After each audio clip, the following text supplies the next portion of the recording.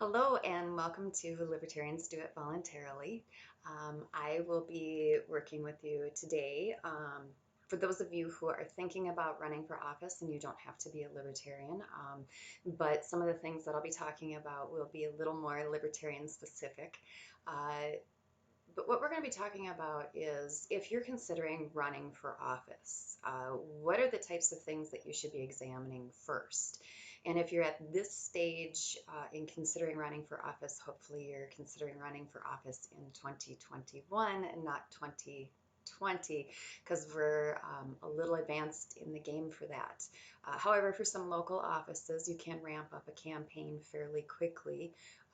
So there is still time to do this examination. So let's jump in, and we're going to talk about some of the things that you should consider before you run for office, or before you make that decision to run for office.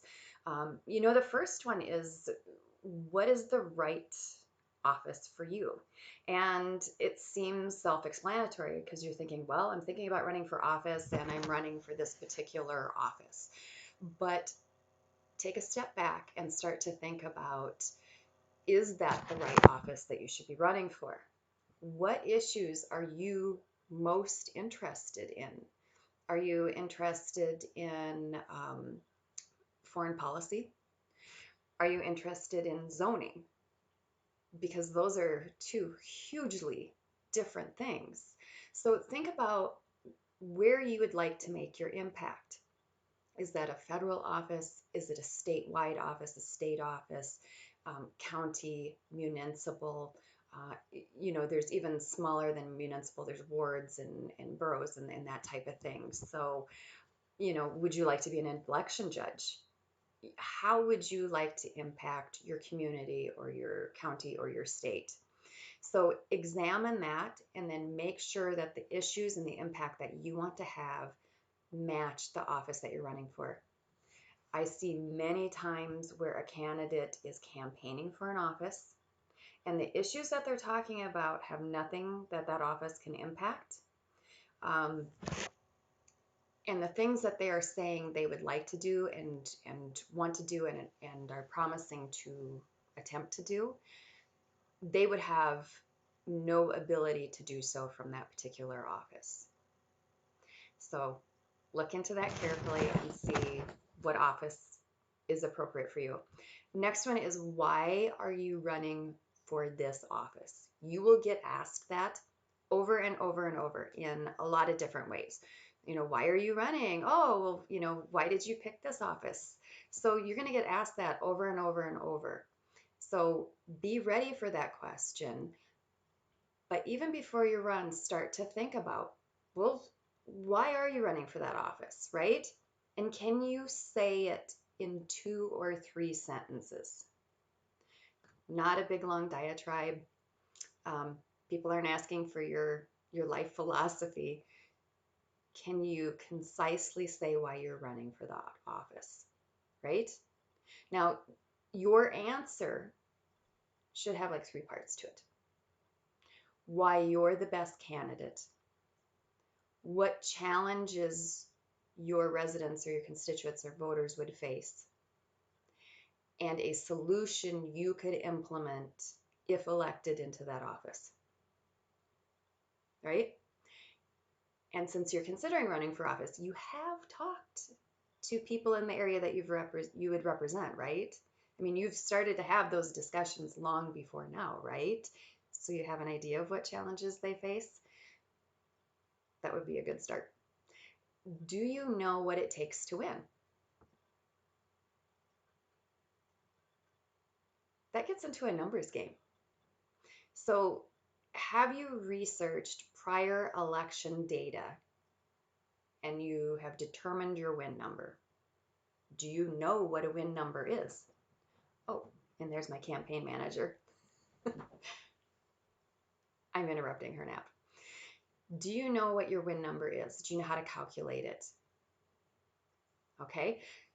How you calculate a win number is if you look at the last 3 elections for that seat.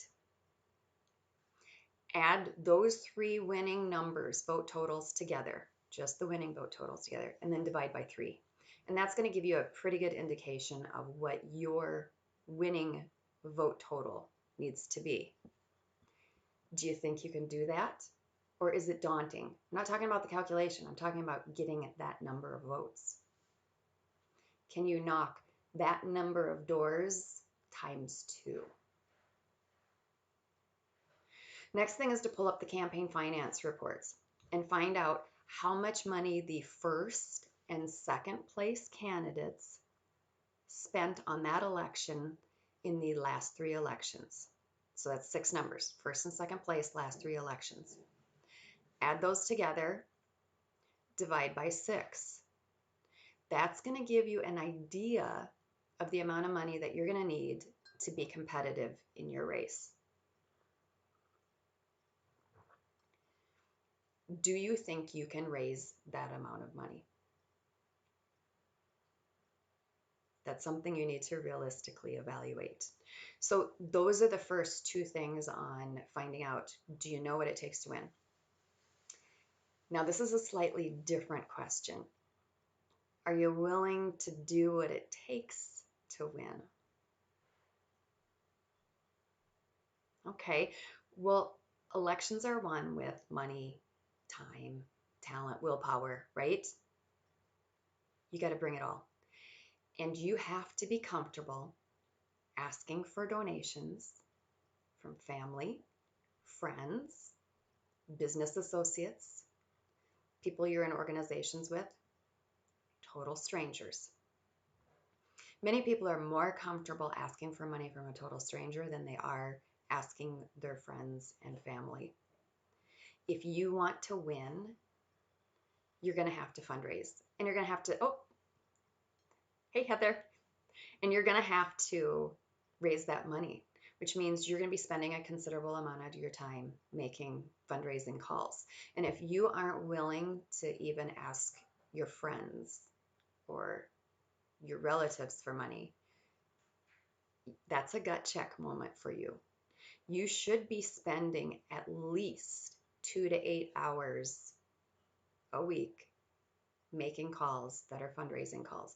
That's an absolute bare minimum. Bare minimum. I'm not saying it's sufficient. I'm saying it's bare minimum. And you're going to be doing that for weeks and months and all that kind of stuff. Here's the other thing.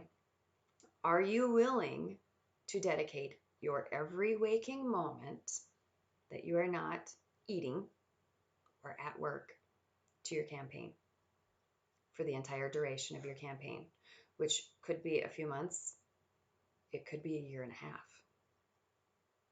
Are you willing to do that?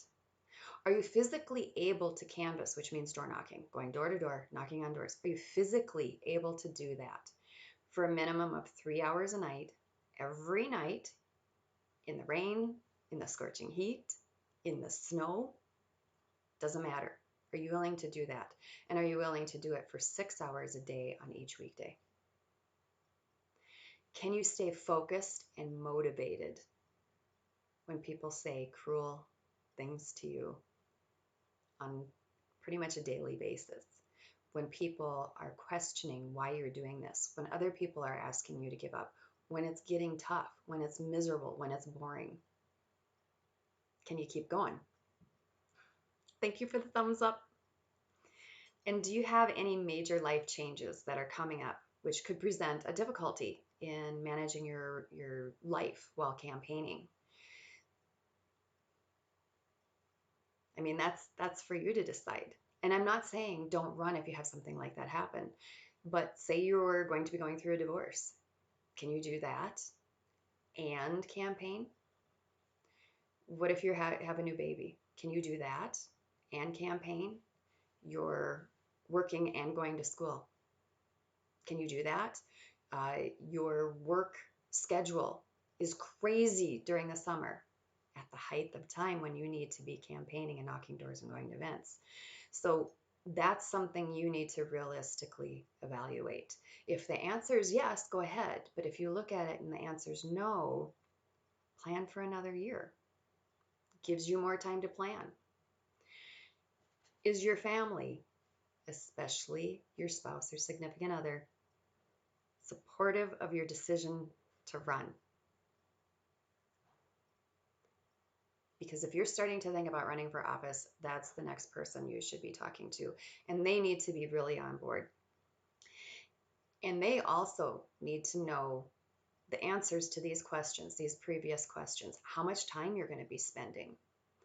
Are they going to be okay with it when it's 4 months down the road, you are not there for dinner and haven't been there for dinner for months and months and months. You are not helping out with the kids. You don't even have clean underwear, so it's not like you're helping with the laundry. All of that stuff, you haven't hit a single one of your kids' events. Are they still going to be on board?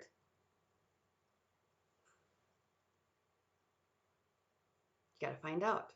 Okay, and be realistic with them. But the other thing that I want you to do is find out what is their level of involvement in your campaign. You know, are they just going to be in the background, and that's fine. Okay, as long as you're discussing it, it's fine.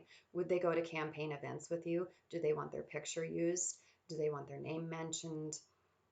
There's all kinds of different levels of involvement that a spouse can have or won't have in a campaign. So discuss what that level is, and then periodically check in with your spouse or your significant other or your children or that, your parents, and find out, are you still comfortable with this? Do you need to step forward? Do you want to step back? And find out, do you have a campaign team? Even a small campaign needs a campaign team. The success of your efforts is going to depend on that team. It's not just you. A lot of times it's going to feel like it's just you, but it's not just you. It's your campaign team. You're going to need people with expertise in like communications, media marketing, fundraising, accounting, other leadership positions that are willing to donate, or they'll be staff, right? There'll be paid staff on your campaign, but you need a solid campaign team. For many states, for legal reasons, you have to have a treasurer that is not the candidate at a minimum. Okay, so that's a 2-person team at a very minimum. But you also need a campaign manager, because the campaign manager can start to see things in more of a dispassionate way than the candidate, because you'll get very, very, very caught up in it. And you need to be able to trust one another. If you have a campaign manager and you can't tell them your deepest, darkest secrets, and know that they will be kept secret, and they will help you minimize and come up with a crisis response plan, which we'll talk about, then that's not your campaign manager. It's a very special relationship between candidate and campaign manager. Will you leverage your network?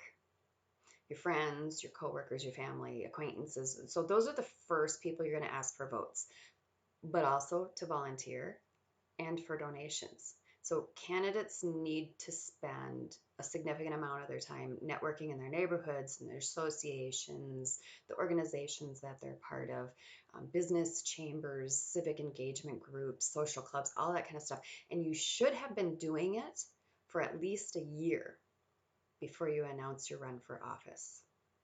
So you need to be highly engaged before you run for office.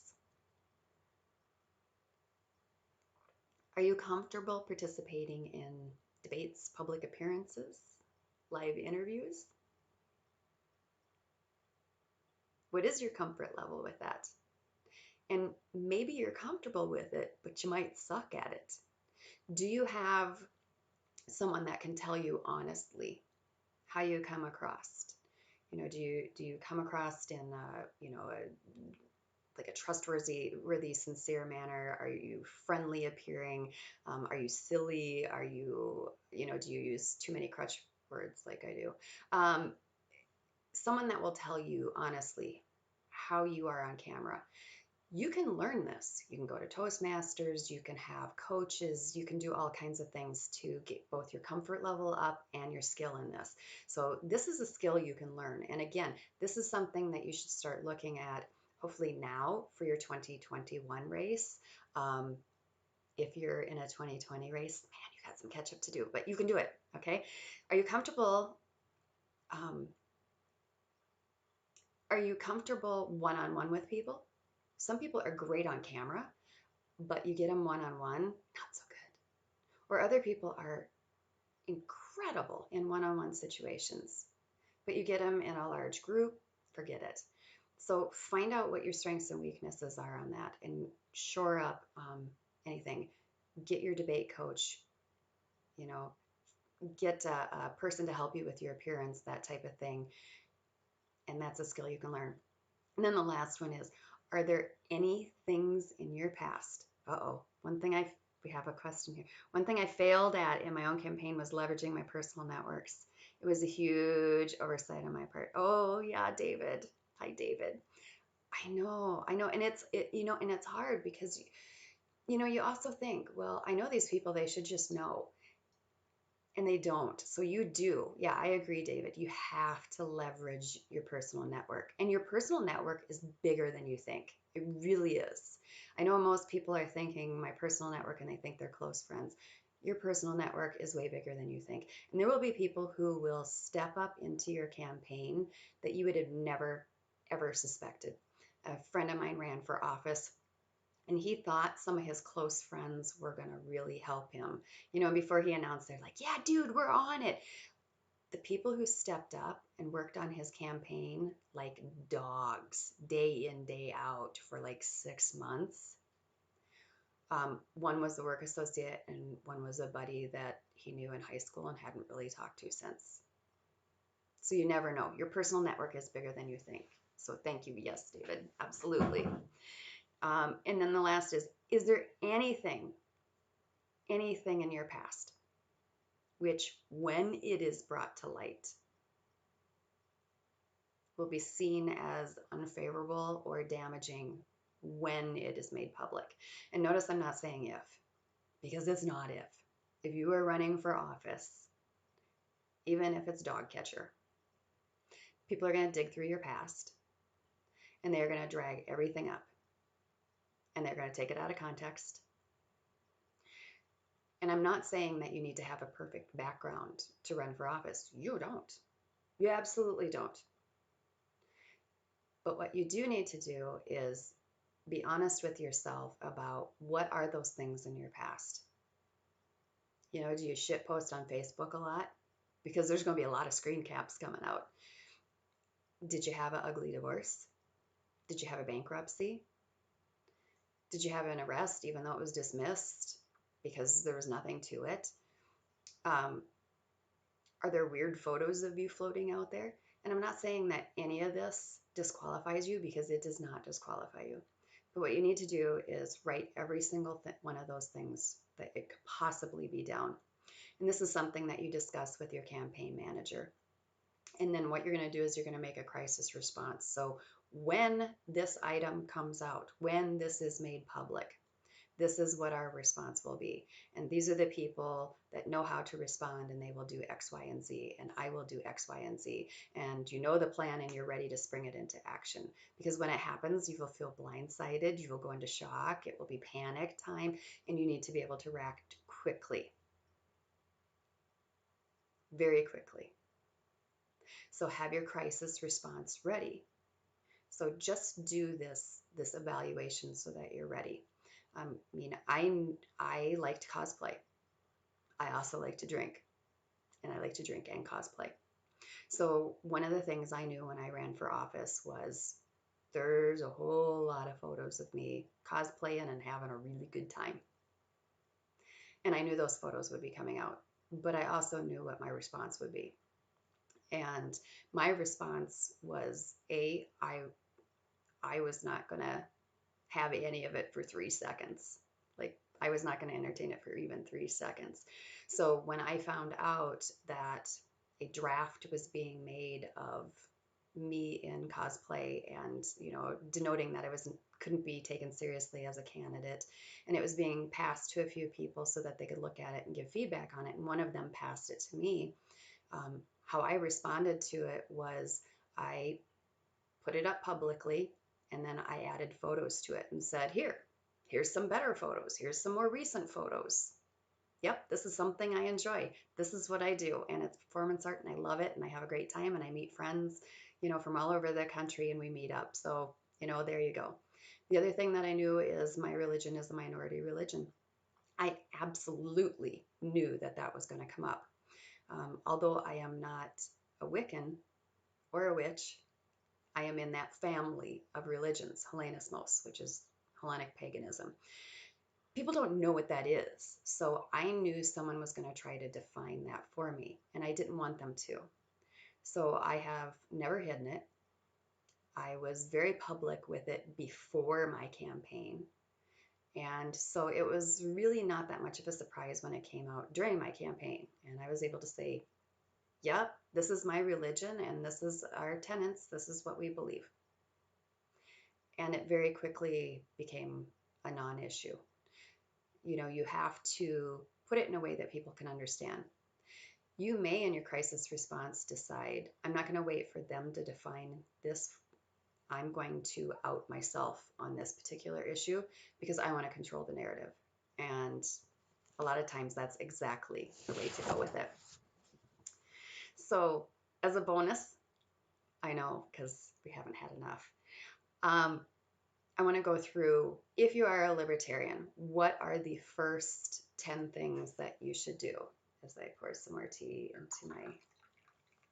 into my cat mug. Cheers.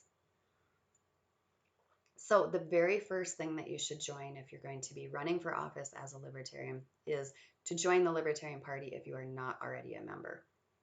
So lp.org and then hit join. Okay. I'll also be throwing up some links and that type of thing on my profile so that people can just click in and join. Next thing to do is to contact your state affiliate if you're not already active with your state affiliate. Every state has a state affiliate. A lot of counties have county affiliates. And find out what their nomination requirements are. Some of them require you to be nominated and approved at convention, and then they have to sign off on your paperwork, or you cannot run for that particular office as a libertarian. So find out what the requirements are, and if anyone else is planning on running as a candidate for that position, you may be running into a primary. Next is to check the qualifications for the office. At a minimum, it usually means you have to be like a certain age, living in a certain geographical area, that kind of stuff. You know, there could be some other requirements for that specific position, but those are usually the big ones. You know, find out filing dates and that kind of stuff. So find out what's required to get yourself on the ballot. That's different. Okay? Qualifications are different from finding out what's on the ballot. So procedures for this can vary by even within the same state. One city, if you're running for a municipal office, can have entirely different rules for how to get on the ballot than another city. Okay, so you're going to need to check for that particular office. Your state affiliate can help you with that. A lot of times they have that information and they already know what the requirements are, but as the candidate or as the campaign team, it is your responsibility to find out what that actually is. Is it a filing fee? Is it signatures? What is it? Okay, next one, get a treasurer who knows what the heck they're doing or is willing to learn. Many states will have classes for candidate treasurers so that they can learn the filing requirements. So they will teach them what the campaign finance laws are for that particular office, and then they'll show you what the reporting procedures are and that kind of thing. Some states don't have that, and it's good luck. So you're going to have to find out what that is. So get a treasurer who either knows what they're doing or is willing to know what they're doing, keeping in mind that if a treasurer screws up, not only does it fine the candidate and the campaign, the treasurer can go to jail. This is serious. Get your employer identification number. Okay, so you do that by completing IRS form SS-4. So if you have questions about how to get that, you're going to have to call the IRS, and that's going to be a lot of fun. It is a fairly painless process to get your employer identification number, but you do need it. And this is a step that once you do it, it may become public that you're running for office, and that can open you up to opposition research. So time that carefully. Open a campaign bank account. You need the employer identification number to open your bank account. Oh, hi, drunk and disorderly. Welcome. So get your employer identification number so that you can open your bank account. Your bank account does need to be separate from your personal bank account. So you need a campaign one, okay? Don't open it up under your individual social security number. Get professional photos taken. Please do this early. Oh my God, so much in a campaign gets held up because candidates don't have professional photos taken.